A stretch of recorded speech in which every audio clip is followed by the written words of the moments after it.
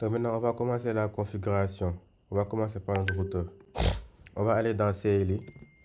Comme d'hab, on répond par nom. Maintenant, pour la configuration de base, vous pouvez aller regarder la vidéo que j'ai faite sur ça. Pour tout ce qui est sécurisation, configuration de base. Enable, on entre en mode privilégié. Config pour entrer en mode configuration afin de configurer notre routeur. Hostname pour changer le nom du routeur. Maintenant, pour tout ce qui est sécurisation, vous pouvez regarder la vidéo que j'ai faite sur ça. Pas la peine d'y revenir. On va aller directement à l'essentiel. Donc ici, nous allons commencer par configurer nos interfaces. Donc, toujours avant de configurer une interface, vérifiez quelle interface vous êtes en train de configurer. Donc, regardez. Pour vérifier, je vais commencer par celui-là, par ce port-là. Je vais commencer par ce port. Donc, pour ce port-là, je mets ma souris ici. Ici, on a le FA00. Donc, je viens là. Je mets FA060. Je suis maintenant dans l'interface. Je lui donne un IP adresse. Maintenant, l'IP adresse, ça va appartenir à ce réseau-là, puisque le port là se trouve à ce réseau-là. Le 192.168.1. Ici, on ne met pas le point 0. Le point 0, c'est le réseau global, en quelque sorte. On ne peut pas l'utiliser. Donc, ici, on avait dit qu'on aura le point 1 comme gateway pour ce port-là. Donc, on va mettre le point 1. Ensuite, le masque de sous-réseau. Voilà, no shutdown pour allumer. Et ça vire au vert, ce qui montre que le port est allumé.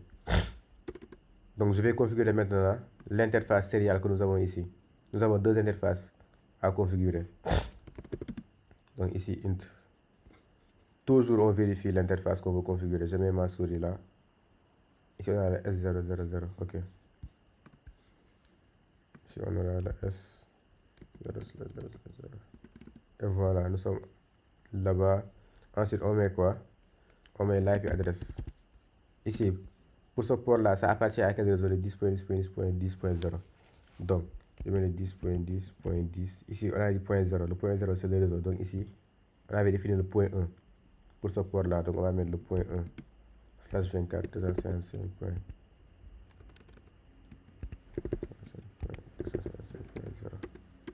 Et voilà, no shutdown pour allumer. Voilà. Par défaut, vous allez voir que ça ne va pas virer au vert parce que vous devez allumer celui-là aussi pour que ça vire au vert. Pour l'instant, c'est comme ça. Donc maintenant, on va passer à la configuration de l'IP route. Maintenant, l'IP route, on écrit IP route. Ensuite, le réseau distant. Ici, on est dans R1. On va écrire le réseau distant qui est celui-là.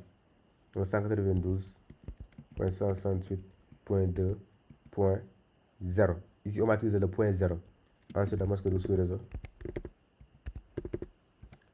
Pourquoi on a mis ici le point 0? C'est pour lui dire que n'importe quel PC appartenant à ce réseau.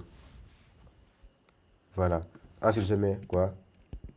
Le 10.10.10.2. Ça, c'est le gateway du routeur distant. On est dans R0. Je vais expliquer la commande pour faire simple. Je vais expliquer la commande. Regardez bien. Ici, nous avons la commande IProute qui est utilisée pour faire le routage statique. Maintenant, je vais vous expliquer à quoi sert cette commande. Je vais donner une explication terre à terre. Regardez. Tout à l'heure, je vous avais dit que nous avons ici la ville A. Les deux PC et le switch. Ça correspond à la ville A.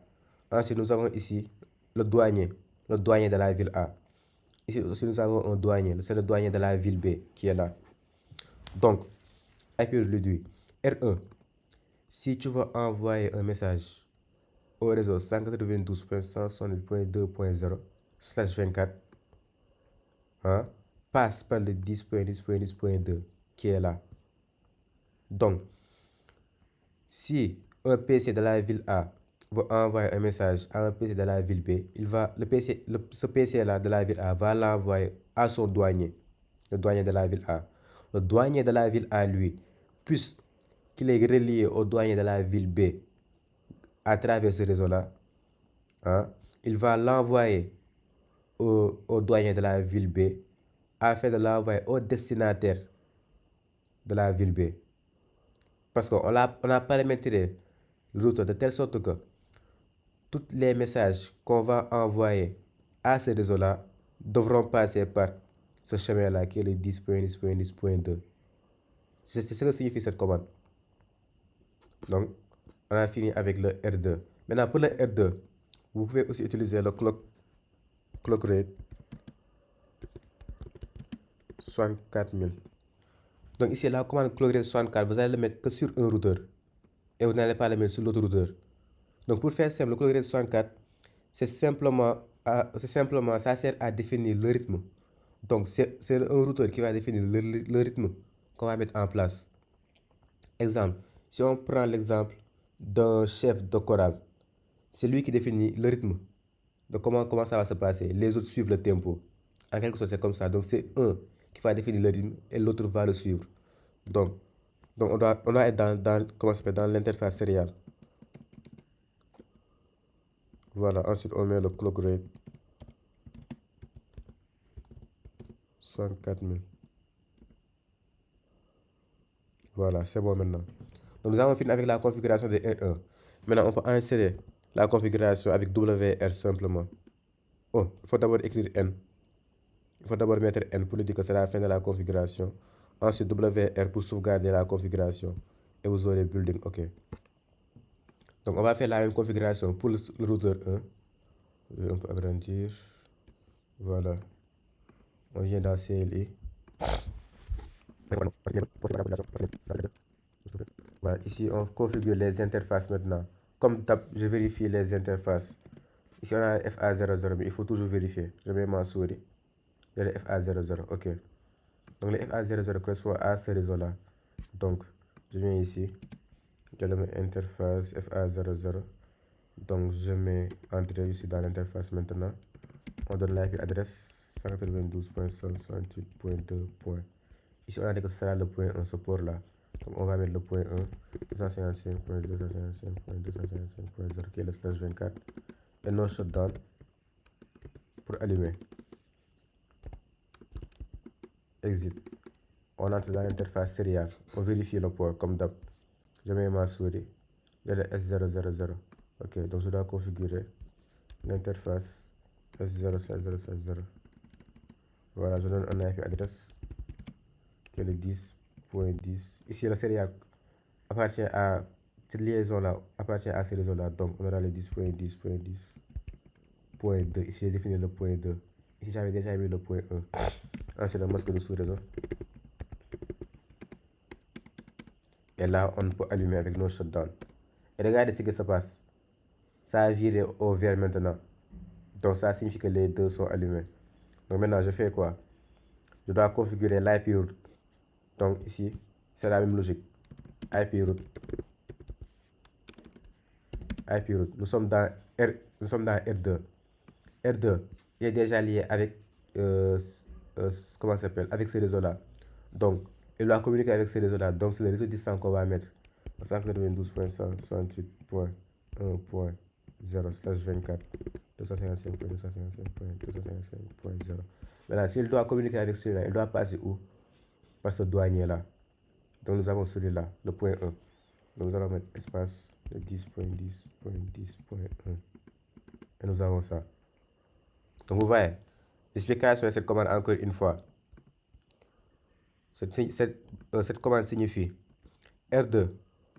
Si tu veux envoyer un message à ce réseau-là qui est le 192.168.1.0/24, il faut passer par le 10.10.10.1 qui est là.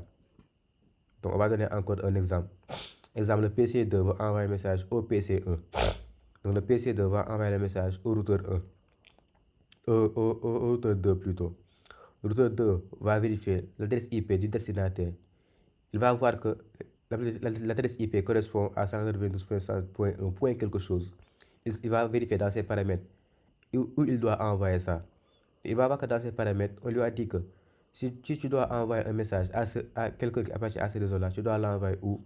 Au routeur, à ton ami douanier, le 10.10.10.1. Donc, il va l'envoyer ça à travers le réseau 10.10.10.10.0. Il va l'envoyer, comment ça s'appelle? À ce port-là, qui est le 10.10.10.1 du routeur douanier, qui est le douanier de la ville A. Là, le douanier, lui, va vérifier l'adresse IP du destinataire, il va l'envoyer. Donc, il va l'envoyer au, comment ça s'appelle, au PC1. C'est comme ça que ça se passe. Donc, on revient. Ici, on met N pour dire que ça va faire de la configuration WR pour sauvegarder. On a fini notre configuration. Maintenant, pour la configuration des switches, vous pouvez aussi regarder la vidéo sur la configuration des switches. Vous allez faire tout ce qui est sécurisation là-bas. Ici, on va directement passer à l'essentiel. Maintenant, nous allons donner les IP adresses au PC. Dans Desktop IP Configuration.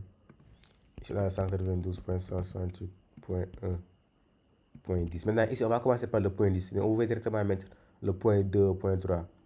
Donc, on a ça. Je vais commencer par le point 10 ici. Maintenant, ici, je vais mettre quoi? Le point 1 pour dire que le gateway, c'est celui-là. Donc, je lui donne un IP adresse. Ça, c'est une maison de la ville. Je lui dis que ton IP adresse, c'est ça. Tu es le villa numéro... Tu corresponds au numéro 10.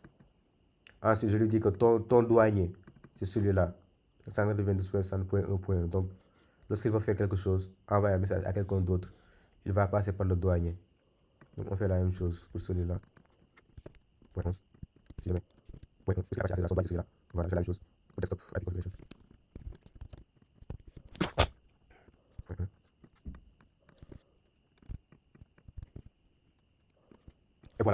Et voilà, nous avons fini. Nous avons donné les IP adresses à nos PC. Maintenant, on va passer au ping. On va passer à l'essai. Regardez si on fait un ping entre les PC du même réseau. Je vais faire ça. Regardez, tout se passe bien. On a successful. Mais regardez si j'envoie un message à des PC qui appartiennent à des réseaux différents. On a fail. Non, mais on veut l'argent. Tu attends quoi pour voir? Oh, non, tu déconnes. C'est normal. La première fois, on a fail. Ne vous inquiétez pas. Lors des premiers pings, la plupart du temps, on a fail. Donc, il faut relancer encore la requête, la demande. Donc, vous appuyez ici 2 fois sur Fire. Et regardez, on a successful.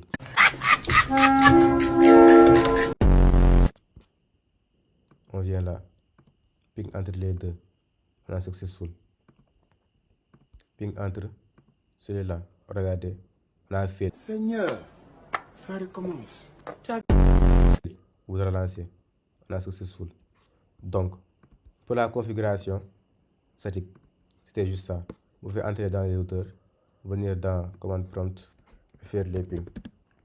192.168.2.10.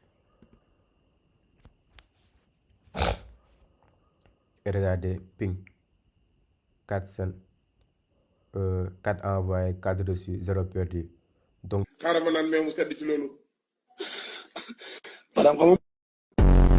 donc c'était juste ça pour la configuration statique.